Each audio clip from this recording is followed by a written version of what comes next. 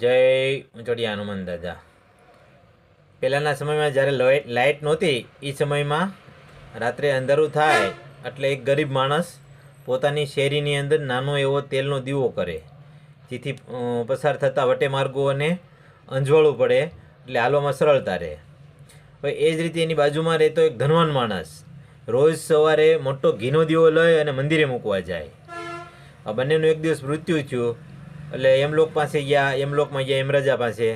તો યમરાજાએ છે ગરીબ માણસને સ્વર્ગમાં સ્થાન આપ્યું અને અમીર માણસને નરકમાં સ્થાન આપ્યું. તો આ નિર્ણય અમીર માણસને ગમ્યો નહીં. એટલે અમીર માણસે કીધું કે યમરાજા, તમારી ભૂલ થાય છે. હું તો દરરોજ મોટો ઘીનો દીવો લઈને મંદિરે મૂકવા જતો અને આ ભાઈ તો નાનો એવો દીવો ખાલી કરતો અને એ તેલ ન કરતો, તો એને સ્વર્ગમાં મને નર્કમાં કઈ રીતે? ત્યારે યમરાજાએ કીધું કે ભાઈ નાનો તેલનો દીવો કરતા ને, પણ એ જગ્યાએ કરતા જ્યાં એની હકીકત જરૂર હતી, અને એનો ઈરાદો એવો હતો કે વટે માર્ગો પરેશાન ન થાય, એને હાલોમાં સરળતા રહે, એ એનો ઈરાદો હતો.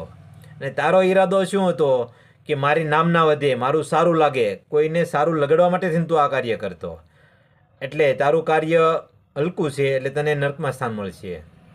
સાહેબ, જ્યાં ધનના ભંડાર છલકાતા હોય ત્યાં દાન દેવાની કોઈ જ જરૂર નથી. દાન એવી જગ્યાએ આપો જે તમે આપેલી દાનની રકમમાંથી એની જિંદગી સુધરી જાય. અસ્તુ.